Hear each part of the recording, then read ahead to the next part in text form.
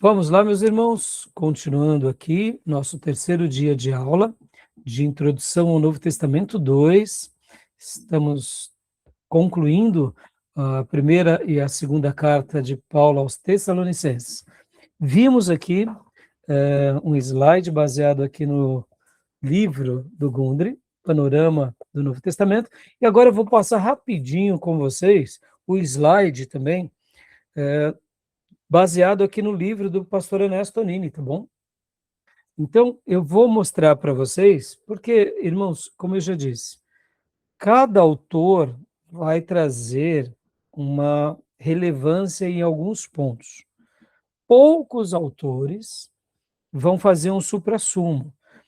E por que isso acontece? Porque, de fato, cada teólogo, quando ele escreve, ele acaba tendo certas percepções que outros não tiveram.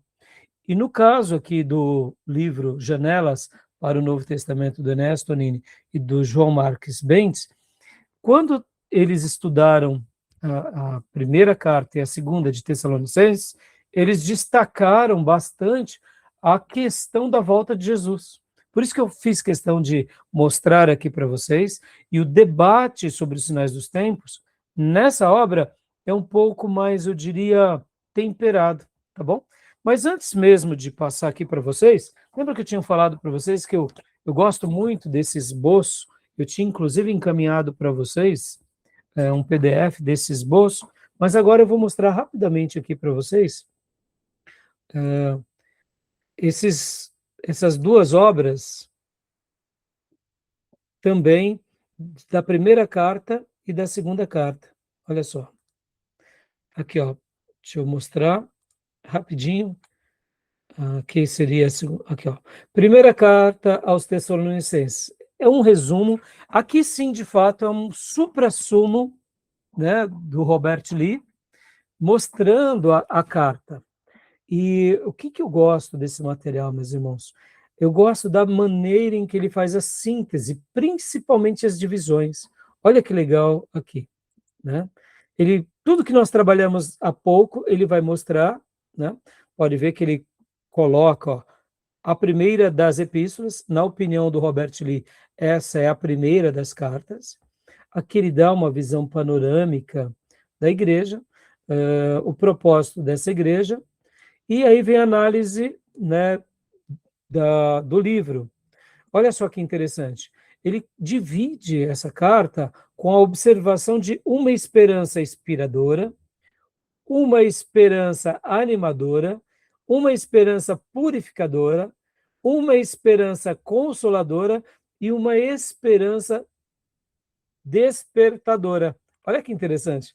A maneira em que ele trata, né, esse assunto. Eu achei muito legal, porque, você vê, são opiniões. Então, depois, até apreciem, eu mandei para vocês esse PDF agora, no canal do grupo. É muito doce, eu gosto muito, irmão. Você vê, é uma folha, mas é um suprassumo bem objetivo. E agora, mostrando para vocês aqui a segunda carta, olha só que interessante. Ele também trabalha, né, aqui mostrando, dando uma explicação, pode ver, bem objetivo, o ensino da epístola, e depois vem a divisão. E olha que legal, ele divide também mostrando algo bem curioso. Ó, um conforto aos perseguidos, né?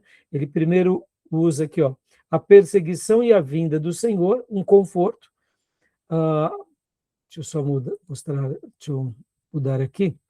Deixa eu aumentar a letra aqui, que vai ser melhor. Aqui.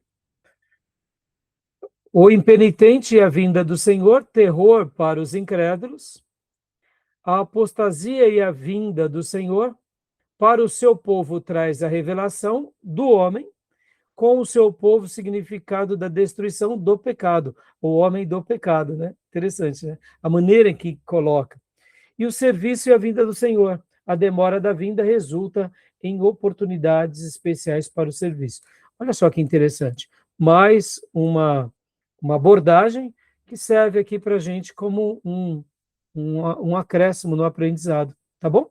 Então, só estou passando aqui rapidamente, porque como eu disse no bloco anterior, que nós iríamos repassar rapidamente agora o livro dos Janelas do Novo Testamento. Tá bom, meus irmãos?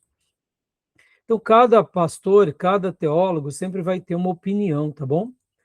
Então, vamos agora para uma síntese bem rápida do livro do Enéas Tonini e do João Marques Bentes. Olha só, para a gente fechar aqui essa parte.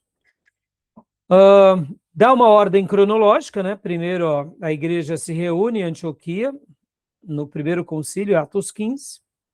Atos 16 é aquela visão do chamado à Macedônia, do varão macedônio, né? Lucas entra na equipe. Temos aqui Filipos, oposição inicial, e Tessalônica, apenas 3 semanas de ensino intenso e cristocêntrico. Olha que legal, mais uma vez, aqui fica claro o porquê essa igreja nasce com saúde. Só quero lembrar que as nossas aulas estão sendo gravadas. Então, olha só que interessante, aqui, olha que legal, irmãos, fica claro o porquê era uma igreja saudável, porque é ensino bíblico, né? E aí vem a fuga, o tumulto na casa de Jason força a interrupção abrupta do ensino. Logo na sequência, né, tudo faz crer que Paulo apenas começara a ensinar sobre a volta de Jesus quando a turba alvoroçou a cidade. Isso interrompeu o ensino escatológico, do seu ponto culminante. Bem possível que foi isso mesmo. Era uma igreja madura, mas não concluiu os assuntos. Aqui, meus irmãos, vocês têm que lembrar que a pregação que acontecia nas praças, nas casas, também, junto a ela, tinha as aulas, né? Então, ora era uma pregação com aula, ora era uma aula e pregação, mas a interação com os novos convertidos sempre foi algo... nunca foi uma pregação só de alguém que fala, sem ter a participação dos ouvintes, a interação, né?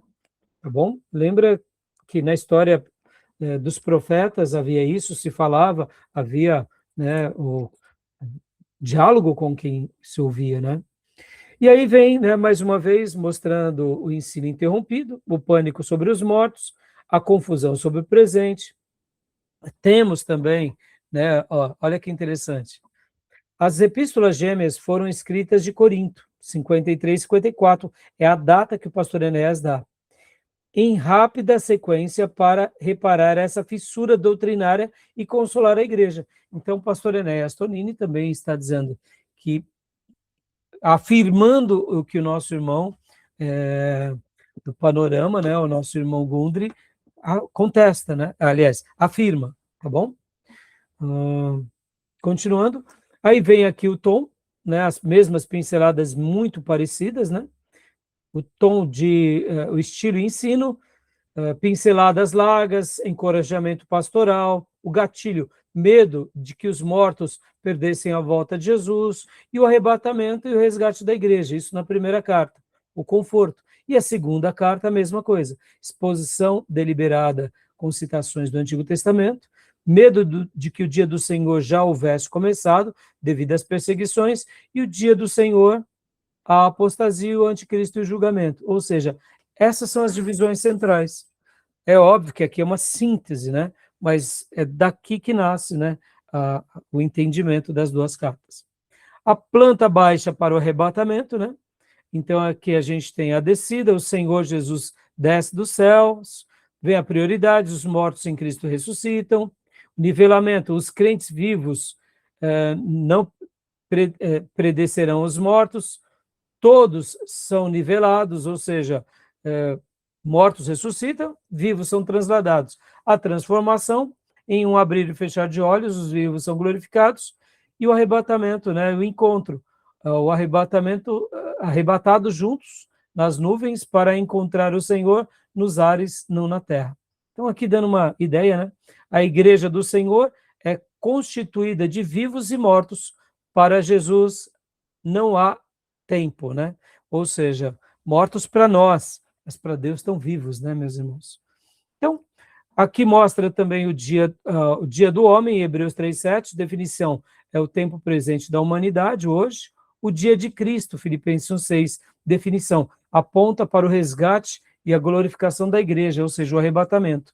E temos o dia do Senhor. Pastor Enéas faz questão de trabalhar sobre esses 3 dias, o dia do homem, o dia de Cristo e o dia do Senhor, que a definição não é um dia de alegria, mas de vingança, juízo e tribulação. Corresponde à última semana de Daniel, capítulo 9, versículo 27. Ou seja, o dia do Senhor, na visão do pastor Ernesto Tonini, seria a grande tribulação, os 7 anos de tribulação.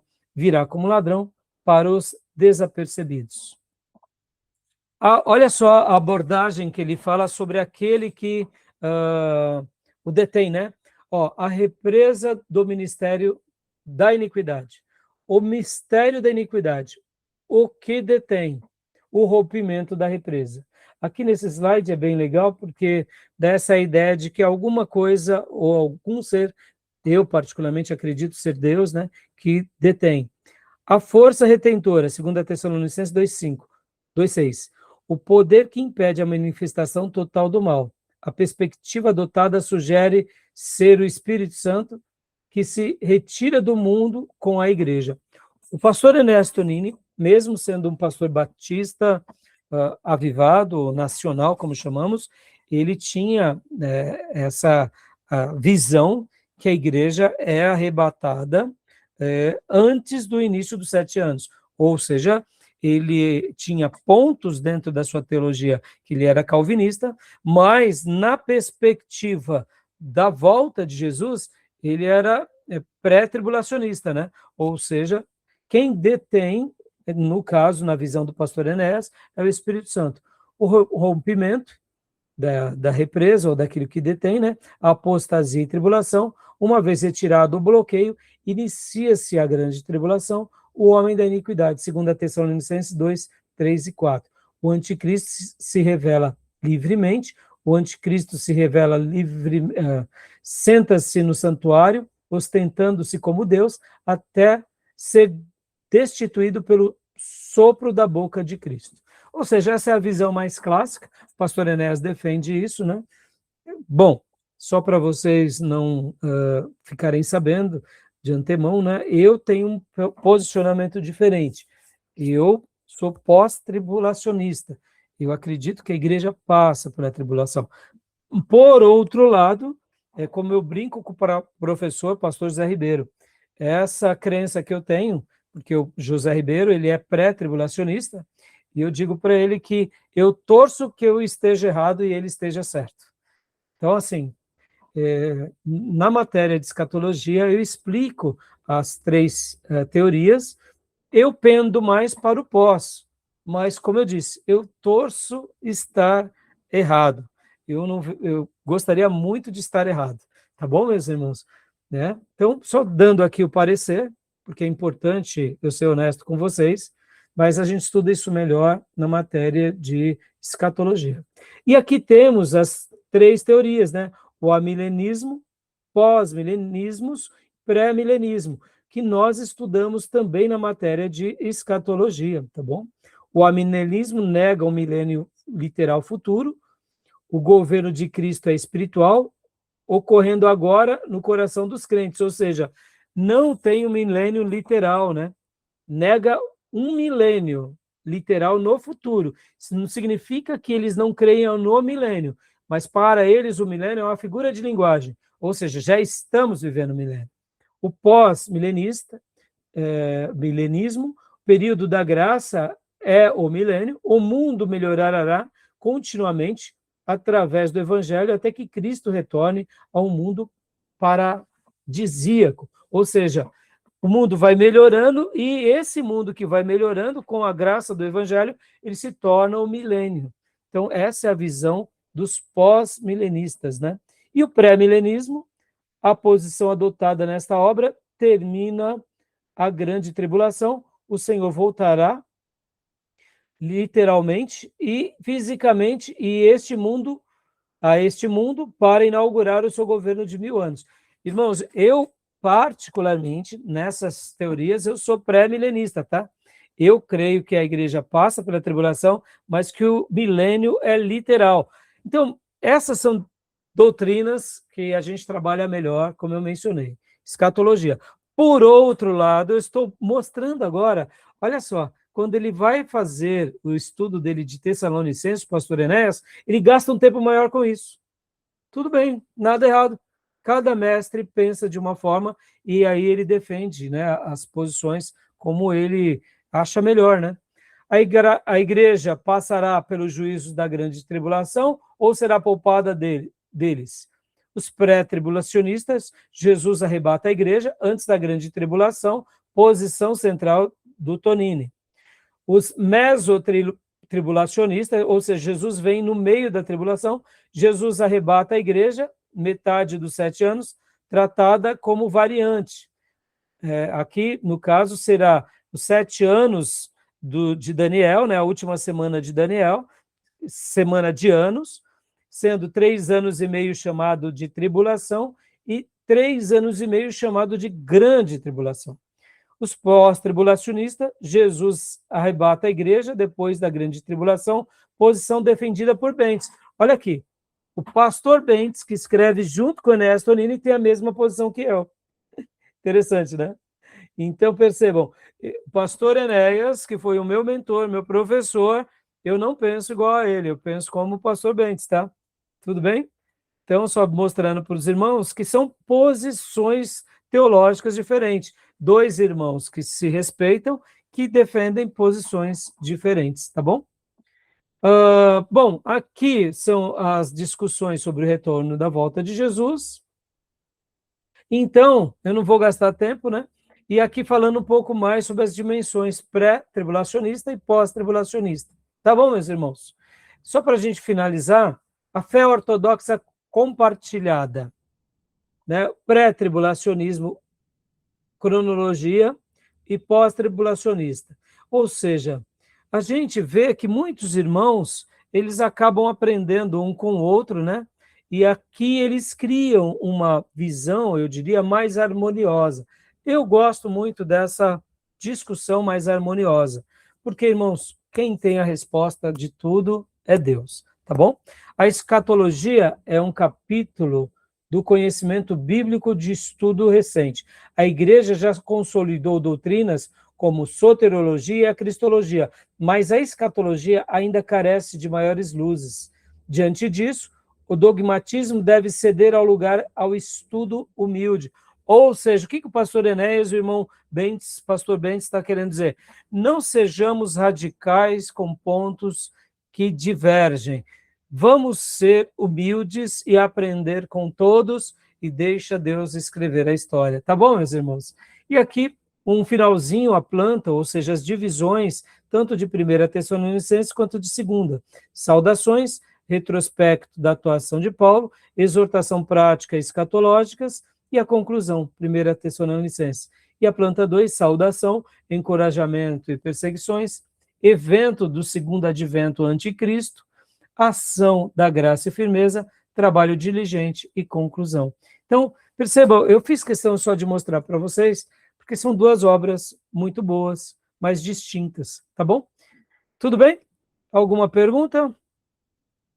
Alguma dúvida?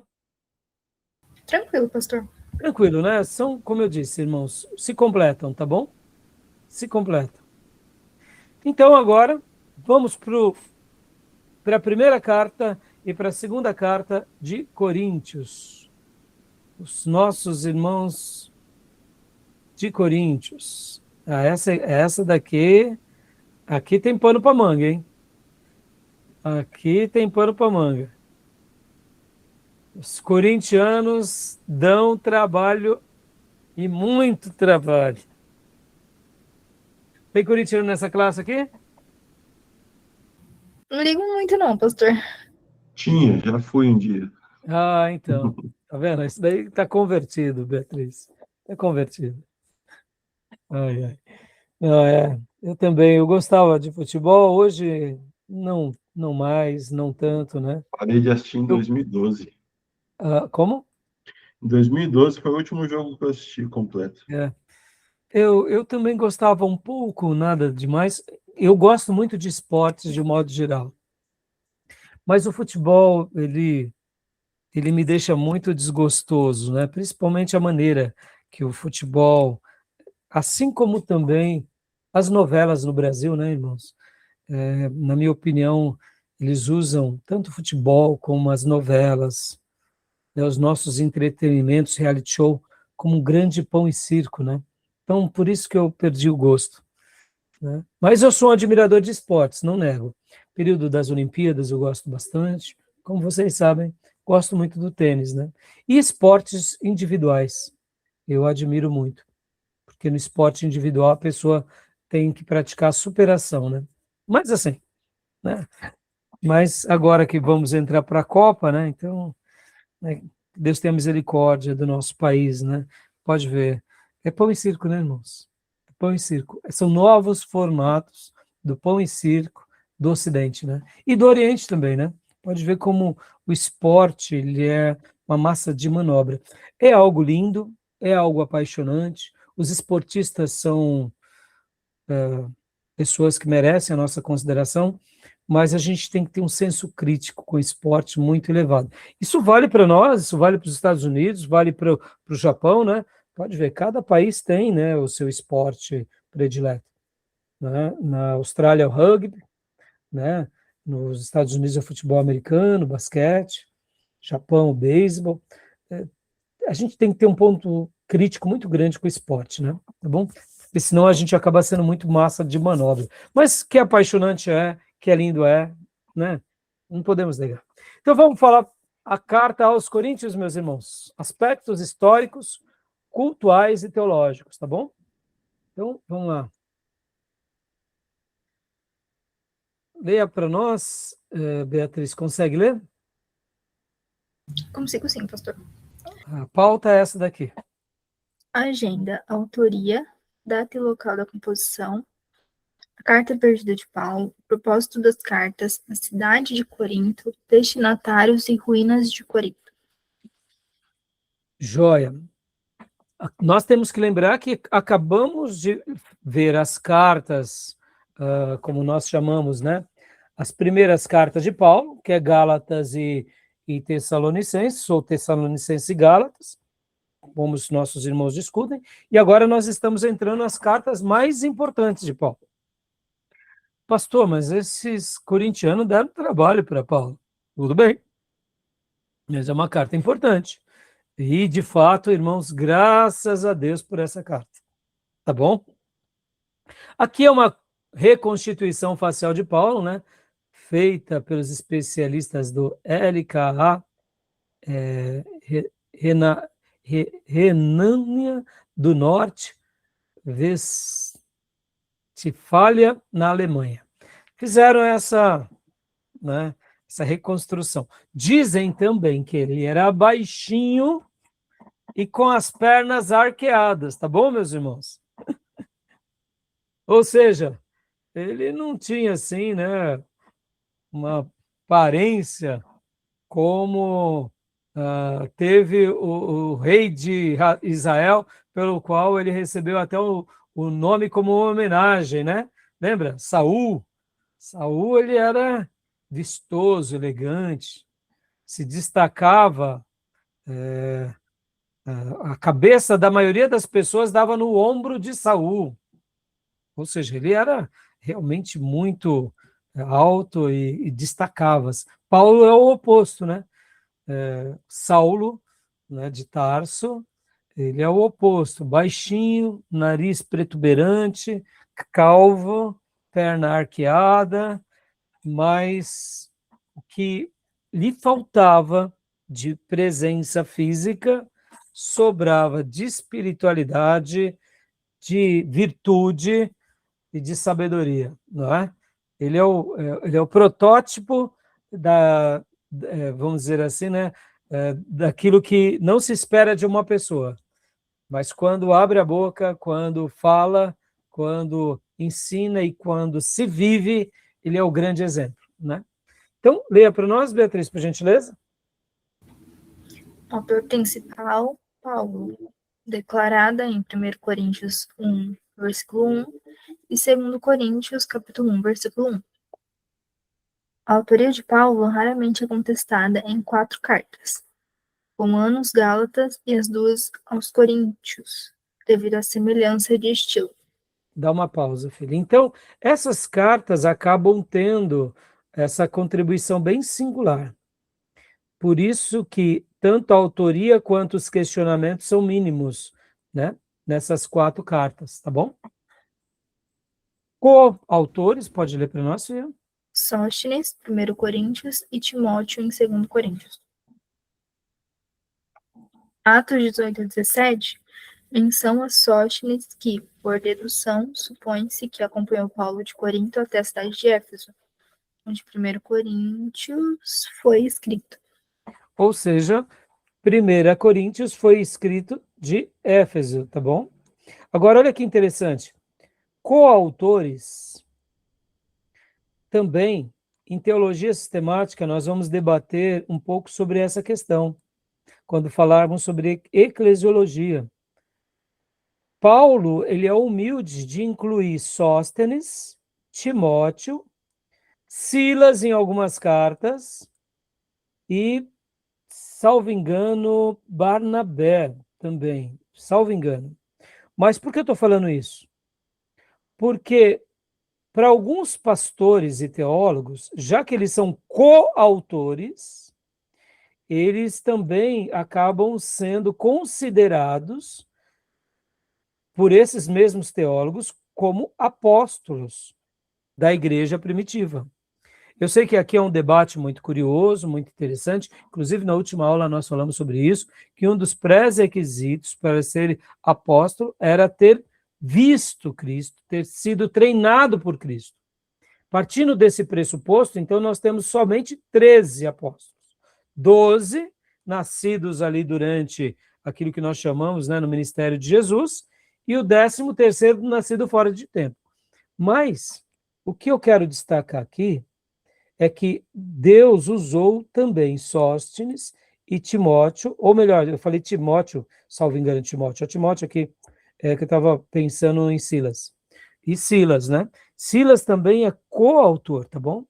Então, meus irmãos, guardem isso. Ser coautor, se não realmente se tornaram apóstolos naqueles dias, eles tinham uma autoridade apostólica, tá bom? Na mesma semelhança de João Marcos e de Lucas. E na mesma semelhança também de Tiago, irmão de Jesus, e Judas, né? Então, por que eu estou falando isso para vocês? E Lucas, aliás, não Judas. João Marcos, que escreveu o Evangelho, Lucas, que escreveu o Evangelho, eles, por alguns teólogos, eles acabam sendo considerados que a igreja primitiva também via eles como apóstolos, já que eles escreveram o Novo Testamento. É um debate, tá bom? Eu, particularmente, gosto de fechar nos 13, mas quando eu penso nos coautores, eu considero eles como pessoas muito importantes, porque eles também receberam do Espírito Santo, assim como Paulo e os demais apóstolos. Então, tanto Sóstenes, Timóteo, Silas, João Marcos, né, Lucas, Tiago e também Judas, meio-irmão de Jesus, eles eram pessoas de muita autoridade na igreja primitiva. E isso a gente tem que admitir, porque eles receberam a última revelação. Tá bom? Sem gastar muito tempo. Agora, e depois deles, pastor? Aí depois deles, meus irmãos, o título apostólico, a melhor lembrança nossa é desconsiderar, tá bom? É o meu posicionamento. Pode ver que quem quis ser apóstolo depois, ao longo dos séculos, ou virou papa, ou virou um herege. Tá bom? Escolhe aí qual que é melhor. Não é verdade? Ou virou um papa, ou virou um herege. Então, para nós, de uma linha conservadora e ortodoxa, não fica muito adequado, né? Respeito às igrejas e denominações que separam pastores e apóstolos, mas não concordo. Eu acredito que o título que deve ser preservado é esse que o Espírito Santo fez questão de imprimir ao longo dos séculos, que é simplesmente de pastor. Tá bom? Então, é a minha opinião, tá joia? Tudo bem até aí? Alguma pergunta, alguma dúvida? Tá bom? Então vamos lá. Continuando aqui. Data e local da composição. Pode ler para nós, Beatriz, por favor? 1 Coríntios. A data é provavelmente no ano de 53 d.C., na sua segunda viagem missionária. Galho foi procônsul de Acaia durante os anos de 51 e 53 d.C., e o seu encontro com Paulo, em Atos 18, do 12 ao 17, provavelmente ocorreu em 52 d.C. Olha só que interessante. Essa informação é uma pérola, irmãos, porque de fato a Bíblia cita de Galho, e depois mostra historicamente realmente que ele existiu, etc. e tal. Então, as datas acabam sendo mais fácil de serem evidenciadas, tá bom? E essas descobertas, esses achados históricos e arqueológicos, isso mostram a veracidade das escrituras. E o local de 1 Coríntios foi? Éfeso, para onde Paulo se dirigiu logo após ter partido de Corinto. Então, percebam, olha a ordem, né? Ele passa, né, por Corinto e vai para Éfeso, e de lá de Éfeso escreve de volta para Corinto. E agora a segunda carta, por favor. Provavelmente escrita no ano de 54 a 55 d.C. O local é na Macedônia, com base no trecho de 2 Coríntios 7, versículos 5 e 6. Então, essas citações aqui deixam bem claro que o autor é Paulo, que a data é o ano por volta do ano 53 ou 54, 55, a primeira carta em Éfeso e a segunda carta na Macedônia. Tudo bem até aí? Continuando, né? A carta perdida de Paulo. Aqui é legal. Aqui é bem interessante. Pode ler para nós, Tomé, por gentileza.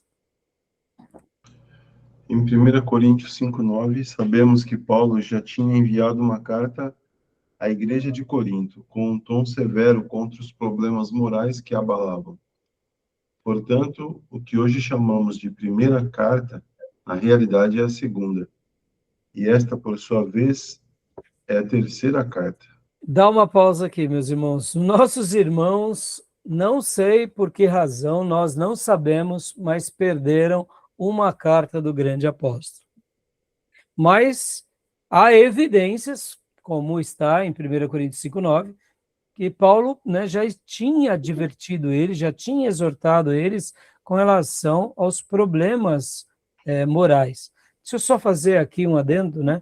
Eu tenho ali a Bíblia versículo por versículo de Champlin, e eu me lembro que uma época eu preguei todo o 1 Coríntios, e o que eu fiz? Eu comecei pregando 1 Coríntios a partir dos textos de Atos, quando Paulo vai para Corinto, né?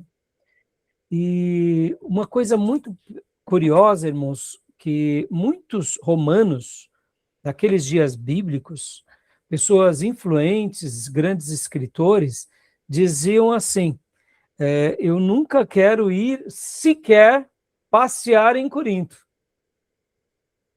Por quê? Porque era uma igreja, não só uma igreja, uma cidade muito promíscua. Diziam-se os estudiosos, né, que registram sobre Corinto, e também as próprias pessoas nos dias bíblicos, que a cidade de Corinto conseguia unir o pior de todos os mundos. O pior da cultura grega, o pior da cultura romana e o pior das outras nações. Estava tudo lá em Corinto. Eu penso, meus irmãos, numa cidade portuária totalmente pregressa. Era esse lugar. Então, até nisso a gente fica assim, boquiaberto, né? Mas aí começamos a entender um pouco a dificuldade de Paulo. Olha que curioso. Há pouco falamos de 1 Tessalonicenses e 2 Tessalonicenses. E abrimos a primeira aula mostrando que tanto a igreja de Tessalônica quanto a igreja de Bereia eram diferentes. Eram mais nobres, eram mais virtuosos e, sobretudo, no meio de toda a perseguição, se tornaram cristãos piedosos e devotos.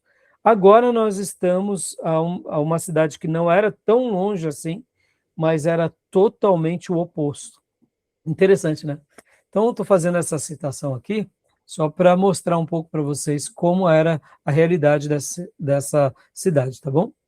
Então, ficou clara essa questão de que 1 Corinto não é a 1 Corinto, na realidade é a segunda carta, e a nossa segunda carta, por sua vez, é a terceira carta. Tudo bem? Ficou assim, pastor. E agora a pergunta que não se cala é: por que ela foi perdida, né?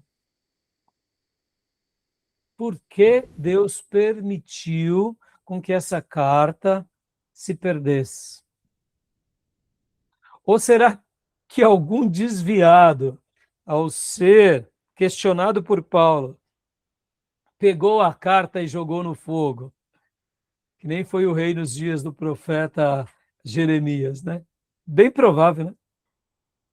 Alguma coisa aconteceu, meus irmãos, porque se Vai saber, perde, né? não se tem tempo, inclusive, de se fazer cópias. As igrejas, a primeira coisa que ela fazia quando recebia uma carta era, logo na sequência, comprovar se aquela carta tinha a rúbrica, a assinatura, e se tinha realmente respaldo, né? Porque haviam circulações falsas, a gente acabou de ver em Tessalonicenses. E aí o que acontece? Já se fazia cópias. E qual era a instrução bíblica, inclusive, de Paulo? Depois de ler essa carta nessa igreja, passa essa carta para as outras igrejas, porque de fato eram instruções sagradas para todas as igrejas. A gente vai ver que Paulo dá essa instrução, né, em uma das suas cartas. Então, assim, não deu tempo, irmãos, de fazer cópias, né? O que aconteceu? Então, lê Será que aqui para nós. extraviou, pastor? Não chegou? Hã? Será que extraviou a carta? Não chegou lá para eles? Não chegou, porque dá para ver que Paulo faz uma denúncia aqui, né? Ó, faz uma denúncia. Vamos aguardar na eternidade, irmão. Ou, quem sabe, algum dia apareça, né? Essa carta, de alguma forma, e se comprove que foi próximo a essa data. Eu acho muito difícil, já foram 2000 anos, né? Então é muito difícil. Então, lê aqui para nós, Beatriz, por gentileza, essas outras 2 parágrafos. Não sabemos porque o Espírito Santo não permitiu que a igreja de hoje conhecesse o conteúdo dessa primeira carta, a carta perdida de Paulo. Em 2 Coríntios 7:8, temos a menção de uma outra carta, provavelmente uma referência à carta de 1 Coríntios. Então, aqui, alguns teólogos vão falar, talvez, que surgiu até uma quarta carta. Ou seja, possivelmente deve ser essa carta aqui, que Paulo está falando, mas haverá alguns pastores e teólogos que vão falar que essa citação, Paulo estava se referindo a já alguma coisa que ele já tinha enviado também. Então, pode ser que, se realmente isso for verdade, então se perderam essas 2 primeiras. Eu, particularmente, acredito que essa referência está citando o que a gente acabou de ver há pouco, tá bom? Então, eu particularmente acredito, né, que quando ele faz a referência, ele está fazendo essa referência à carta que já escreveu, ou a 1 Coríntios de fato, tá bom? Tá? Então, para mim, são as 3 cartas. Mas, irmãos, existem mistérios que a gente acaba não sabendo, né? Tá bom? Propósito da carta aos Coríntios. 1 Coríntios, irmã, leia para nós. Aqui é uma divisão breve e o propósito da carta. Por favor. Combate à imoralidade, combate ao partidarismo, combate àqueles que estavam arrastando outros para os tribunais, combate ao ensino herético sobre a negação da ressurreição de Cristo, combate a formas degenerada em que estava sendo servida a ceia do Senhor e combate a desordem no culto quanto aos dons espirituais. E aí, tá achando que é fácil ser pastor? Olha aí, ó o grande apóstolo, teve que arrumar a casa, meus irmãos. Olha só, lembra que eu mencionei que os escritores romanos diziam longe de mim sequer ir para a cidade de Corinto. Meus irmãos, nós somos fruto do meio, né? Os irmãos se converteram, mas para serem libertos daquelas práticas levou muito tempo. Interessante, né? Então, olha só quantas situações bem tempestuosas, né? A imoralidade, uma coisa muito horrenda.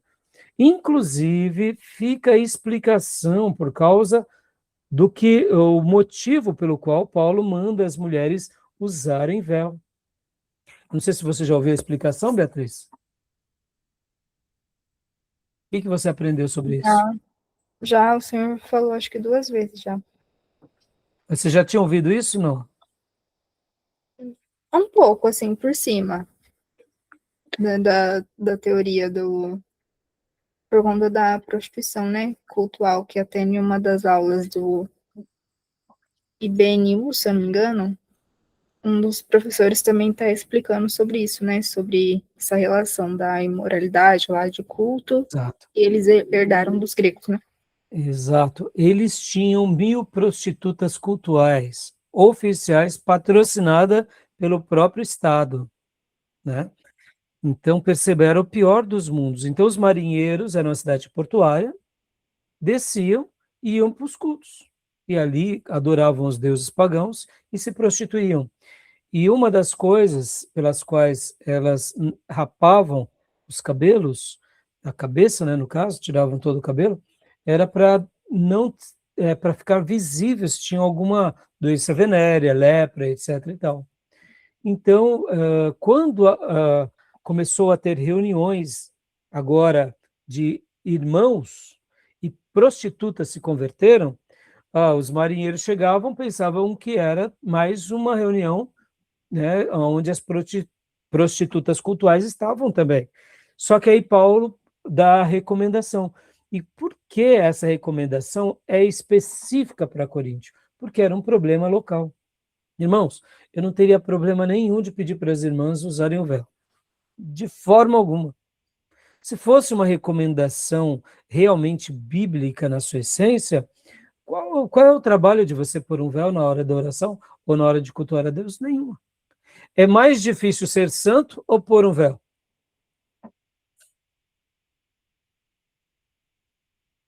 Pôr um véu numa reunião de oração, qualquer pessoa pode. Ser santo, só realmente quem mortifica a carne. Entendam? Então, a proposta bíblica é nos levar à consagração, à santidade. E é óbvio que, naturalmente, mudamos os nossos hábitos, né? Podem ver que nos dias bíblicos, as roupas, elas não tinham o mesmo design que nos nossos dias. As cores das roupas eram diferentes para homem e mulher, mas o formato era o mesmo. Como que era a roupa nos dias bíblicos, principalmente do povo judeu? Era como se fosse um lençol furado no meio, aonde você amarrava, né, essa roupa sobre as partes íntimas, outras roupas. E então, como se distinguia um homem de uma mulher? Tanto nos dias bíblicos do Novo Testamento, quanto no Velho Testamento? Pela cor. Os homens vestiam roupas claras e as mulheres roupas escuras. Por quê? Porque as mulheres têm o período fértil e muitas vezes uma mulher estava trabalhando no campo, ali colhendo espiga de milho, vinha a sua menstruação e era uma maneira de não envergonhar tanto a mulher, porque na hora que ela sentia que veio a menstruação, naqueles dias não havia absorvente feminino, irmãos. Por isso que até o termo, quando se usa o profeta, que os nossos atos de justiça são como trapos de imundícia, o que era o trapo de imundícia, meus irmãos? Era o absorvente das mulheres no Velho Testamento. Elas usavam trapos para segurar um pouco, né, ali para poder andar, para poder se locomover, né, e para fazer algumas coisas. E o que se fazia depois? Se lavava. Então, olha só, que as obras nossas para Deus são como absorventes usados, descartáveis. Por isso que as obras não salvam. Né? Interessante, né? Então você vê que como é importante conhecer né, as histórias bíblicas, os usos e costumes, né, para a gente não errar. Então, 1 Coríntios, a proposta aqui aí na jugular, mostrando, inclusive, que irmãos estavam arrastando outros irmãos para os tribunais. Não precisamos disso, não é verdade, irmãos? Não que não possa existir, mas são casos e exceções. Como que se resolvemos as coisas? A Bíblia dá uma resposta clara, né? A questão também da ressurreição, faziam uma bagunça na ressurreição. A ceia, meus irmãos, aqui parece bobeira, mas como que era a ceia nos dias bíblicos? A ceia nos dias bíblicos, ela tinha mais uma função, como nós vimos lá na última aula de Novo Testamento 1, quando eu trouxe sobre o didaquê. A ceia era um momento de comunhão, de alimento também. Só que lá na igreja de Corinto, os irmãos chegavam, comiam tudo, quem chegava depois não participava de nada. Em outras palavras, eram gulosos, né? Por isso que Paulo termina o texto de 1 Coríntios 11 dizendo: quem tem fome, come em casa. Ou seja, vamos participar aqui da ceia, porque é por isso que eles também comiam juntos, mas vamos deixar para que também todos participem. Então, ali onde nasce aquilo que nós chamamos de festa ágape, ou festa do amor. O que seria a festa do amor? Não é porque era uma festa promíscua, não. A festa do amor que é citado na igreja primitiva era essa festa onde os irmãos se reuniam para aprender sobre o amor de Deus e para compartilhar o amor com o próximo. E ali, na ceia, comiam juntos, ceavam juntos e louvavam a Deus e aprendiam da palavra. Então, a ceia na igreja primitiva era mais do que um ritual formal, era um momento de comunhão. Sabe aquele momento que a gente vai na casa do irmão, o irmão nos convida para a gente ter ali um momento de comunhão, comer alguma coisa, louvar ao Senhor e buscar ao Senhor? Só que nesse ambiente se fazia ceia. Só que os nossos irmãos de Corinto, né, eles eram indecorosos, né, de forma exagerada. Tomavam tudo, bebiam todo o vinho. Vocês têm que lembrar que na Bíblia se consumia vinho alcoólico e muitas vezes enchia a cara. Ou seja, olha só, os irmãos eram muito problemáticos. E o dom, meus irmãos? O dom era uma loucura, né? O dom era uma disputa de vaidades, né? Então, por isso que Paulo vai mostrar em 1 Coríntios 13, nasce como vínculo do uso dos dons. Ou seja, não adianta ter dom se te falta a essência. Quando você tem a essência, tem propósito ter dom. Se você tem dom sem ter a essência, seu dom não vai prestar para nada. Por isso que 1 Coríntios 13 nasce como uma denúncia ao uso dos dons de forma carnal, de forma arrogante, usando os dons para dar carteirada, fazendo profecias para chamar a atenção do irmão, sabe? Esse tipo de coisa. Então, aí Paulo vem e mostra, olha, vocês estão todos errados. Não estão no mesmo espírito pelo qual o Espírito Santo deu dons. Vocês entenderam errado, vamos arrumar a casa. E aí podem ver que 1 Coríntios 13 não é um ensino de amor num culto de casal. É como a igreja vive os dons na prática, na igreja local, no exercício uns com os outros e na sociedade.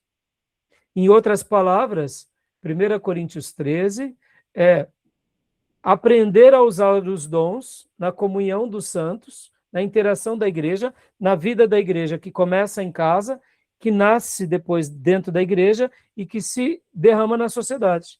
Em outras palavras, 1 Coríntios 13, na realidade, é mais do que um ensino sobre o amor, é a prática do amor por meio dos seus dons, por meio do seu serviço, por meio daquilo que Deus te deu. Então, essa é a carta de 1 Coríntios, tá bom? E 2 Coríntios, irmãos, para a gente finalizar aqui, e para o último bloco, leia para nós, Beatriz, por favor. Os motivos da sua demora para visitar a igreja. 2 Coríntios 1, versículo 15 e 2 Coríntios 2, 3. Aconselha a restauração do pecador arrependido. 2 Coríntios 2, 6 ao 9. Sua gratidão a Deus pela igreja ter acatado a sua carta anterior. Opa, peraí, dá uma pausa. Tá entendendo aqui, ó? Acataram, não sumiram. Né? Entendem? Aqui que Paulo dá a entender, olha, eu vou continuar insistindo com vocês. Só um adendo aqui, Beatriz. Quando falamos de moralidade, aqui teve um caso de incesto, né? Em que um jovem dormiu com a esposa do pai, ou seja, sua madrinha. E Paulo manda o camarada para Satanás, para que, quem sabe, seja salvo o espírito no dia do Senhor. Ou seja, o que Paulo estava fazendo aqui? Excluindo da fé. Ou seja, doutrinas bíblicas sendo praticadas. Não queremos mandar as pessoas embora, mas se preciso for, tem que ser feito. A disciplina não é um ato de punição, a disciplina é um ato de preservação de quem está sendo disciplinado, e depois da igreja.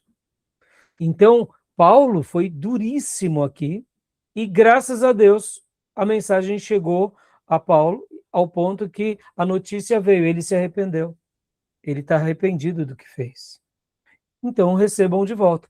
Perceba, aqui não estigmatizaram, mostrando aquela ideia de excomungaram a pessoa, retiraram e nunca mais receberam. Não, isso não existe, meus irmãos. A igreja é um lugar de acolhimento, mas a pessoa precisa passar pela porta do arrependimento. E quem não passa? Então ela fica fora. Ela pode até participar da vida, ela pode até entrar na igreja, mas ela não pode estar desfrutando dos mesmos deveres e direitos. Pastor, isso é muito complicado. Pois é, mas essa é a igreja bíblica. A igreja bíblica, ela é um organismo muito sério, onde nós abrimos as portas para todos, mas quando eles vêm, eles não podem continuar tendo aquela velha vida. Então, é bem simples. Igrejas sérias levam isso a sério, independente do número de membros. Se tem 3 membros, se tem 30, 300, 3 mil, 30 mil membros, 300 mil membros, não importa. Igrejas sérias levam a sério os critérios bíblicos. Assim que a gente tem que ser, tá bom, meus irmãos? Então, continuando, né?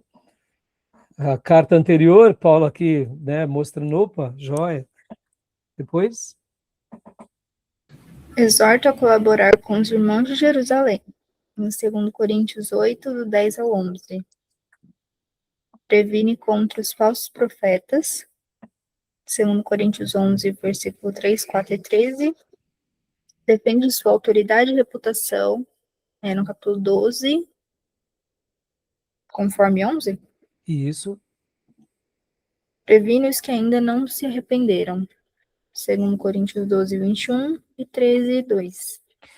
Notam que 2 Coríntios ela é mais espirituosa, até porque Paulo entende que eles consentiram com a exortação. Agora, olha que curioso, meus irmãos. Sabe aquele texto que gostamos de ler durante as ofertas? Que nós devemos dar com alegria, né? Ou seja, percebam que esse texto aqui tem a ver com oferta, tá, meus irmãos? Se você olhar o texto e o contexto, Paulo não está falando de dízimo. Paulo está falando de uma oferta para socorrer aos irmãos de Jerusalém. Interessante, né? Então ele está desafiando para a gente semear, para a gente socorrer, mas ele não está trabalhando aqui na perspectiva do dízimo, porque ele, como judeu, sabia que dízimo era uma coisa muito clara e comum. A igreja já ensinada sabe disso. Agora, é óbvio, irmãos, né? Essa igreja era uma igreja problemática. Então, Paulo mostra a beleza de você ser alguém generoso, né? E a gente sabe que a generosidade é uma bênção, né? e que isso deve ser uma prática de todo filho de Deus. Então, aqui, esse texto e o contexto é de oferta, tá, meus irmãos? Leiam e releiam. Vocês podem ver que Paulo começa mencionando, olha, os nossos irmãos de Jerusalém estão passando muita dificuldade, vamos ajudá-los? Então, percebam, aqui não é dízimo. Os dízimos deviam ser dados para o sustento dessa obra, entendeu?